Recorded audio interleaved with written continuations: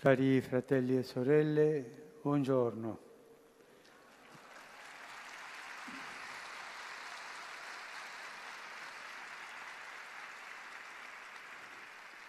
Oggi vorrei soffermarmi brevemente su un altro dei termini con cui il Concilio Vaticano II ha definito la Chiesa, quello di popolo di Dio. E lo faccio con alcune domande sulle quali ognuno potrà riflettere.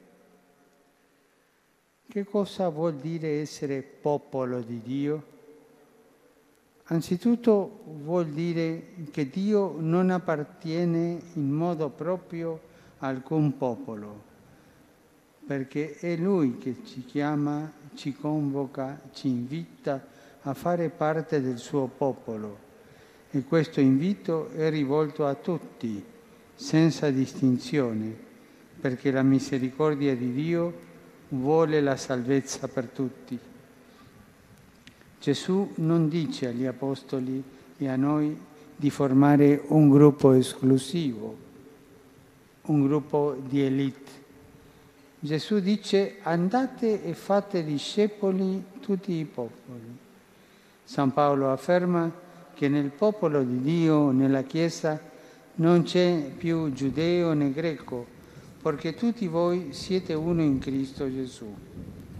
Vorrei dire anche a chi si sente lontano da Dio e dalla Chiesa, a chi è timoroso e indifferente, a chi pensa di non poter più cambiare. Il Signore chiama anche te a far parte del suo popolo e lo fa con grande rispetto e amore. Lui ci invita a fare parte di questo popolo di Dio. Come si diventa membri di questo popolo? Non è attraverso la nascita fisica, ma attraverso una nuova nascita. Nel Vangelo Gesù dice a Nicodemo che bisogna nascere dall'alto, dall'acqua e dallo Spirito per entrare nel regno di Dio. È attraverso il battesimo che noi siamo introdotti in questo popolo, attraverso la fede in Cristo, dono di Dio che deve essere alimentato e fatto crescere in tutta la nostra vita. Chiediamoci: come faccio crescere la fede che ho ricevuto nel mio battesimo? Come faccio crescere questa fede che io ho ricevuto e che il popolo di Dio ha? Come la faccio crescere? E un'altra domanda: qual è la legge del popolo di Dio? È la legge dell'amore. Amore a Dio e amore al prossimo, secondo il comandamento nuovo che ci ha lasciato il Signore. Un amore però che non è sterile sentimentalismo o qualcosa di vago, ma che è riconoscere Dio come unico Signore della vita e allo stesso tempo l'accogliere dentro come vero fratello, accogliere l'altro come vero fratello, superando divisioni, rivalità, incomprensioni, egoismi. Le due cose vanno insieme. Ma quanto cammino dobbiamo ancora fare per vivere in concreto questa nuova legge, quella dello Spirito Santo che agisce in noi, quella della carità, dell'amore.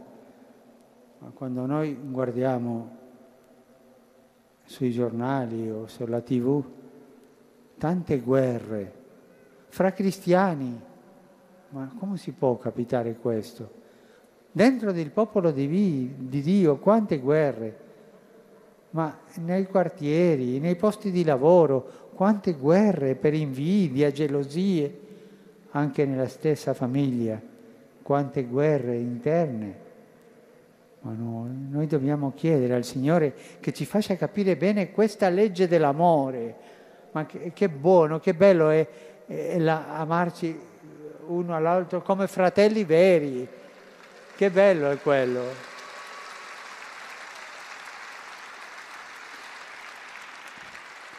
Facciamo una cosa oggi.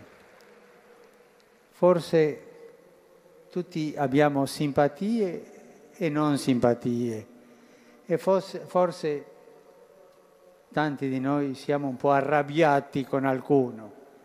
Ma almeno diciamo al Signore: Signore, io sono arrabbiati con questo o con questa.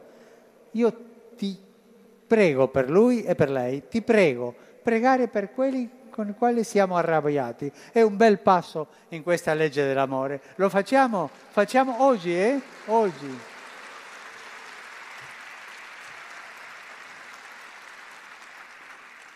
E che missione ha questo popolo?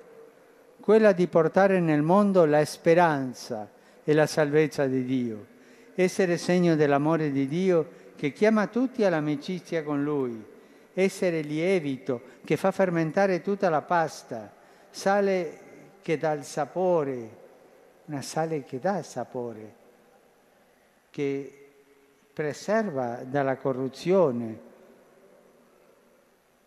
essere una luce che illumina. Attorno a noi basta aprire un giornale, l'ho detto, vediamo che la presenza del male c'è.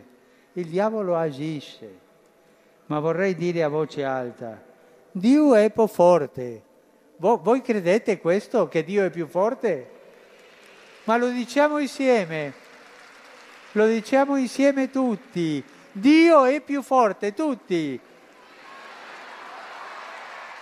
E sapete perché è più forte? Perché Lui è il Signore, è l'unico Signore.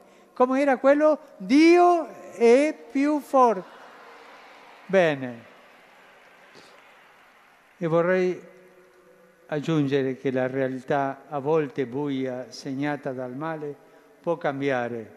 Se noi per primi vi portiamo la luce del Vangelo, soprattutto con la nostra vita. Se in uno stadio, pensiamo qui al Roma Olimpico o a quello di San Lorenzo a Buenos Aires, in una notte buia una persona accende una luce, si intravede appena, ma se gli oltre 70.000 spettatori accendono ciascuno la propria luce, lo stadio si illumina. Facciamo che la nostra vita sia una luce di Cristo. Insieme porteremo la luce del Vangelo all'intera realtà.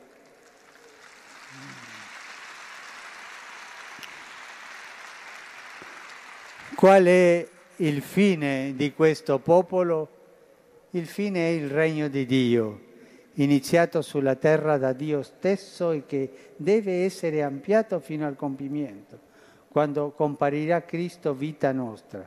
Il fine allora è la comunione piena col Signore, la famiglia col Signore, entrare nella sua stessa vita divina dove vivremo la gioia del suo amore senza misura, quella gioia piena.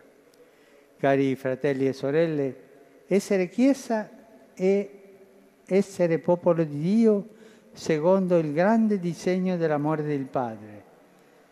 Vuol dire essere il fermento di Dio in questa nostra umanità. Vuol dire annunciare e portare la salvezza di Dio in questo nostro mondo che spesso è smarrito, bisognoso di avere risposte che incoraggino, che diano speranza, che diano nuovo vigore del cammino. La Chiesa sia luogo della misericordia e della speranza di Dio, dove ognuno possa sentirsi accolto, amato, perdonato, incoraggiato a vivere secondo la vita buona del Vangelo. E per sentirsi accolto, amato, perdonato, incoraggiato, la Chiesa deve essere con le porte aperte, perché tutti possono venire e noi dobbiamo uscire da quelle porte e annunziare il Vangelo. Grazie tante.